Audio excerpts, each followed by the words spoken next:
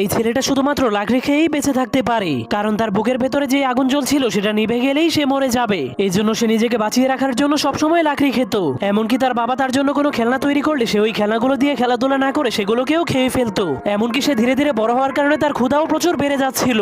এই জন্য সে ক্ষুধা মেটানোর জন্য নিজের ঘরের ফার্নিচার এবং ঘরের চালকেও খেতে শুরু করে দেয়। কিন্তু একদিন যখন সে ঘরের পিলারকে খেতে শুরু করে তখন সেই পিলারের মধ্যে ফাটল ধরে যায়, যার কারণে পুরো ঘর ভেঙে তার উপরে পড়ে যায়। কিন্তু তার বাবা অনেক কষ্ট করে তাকে বাঁচিয়ে দেয়।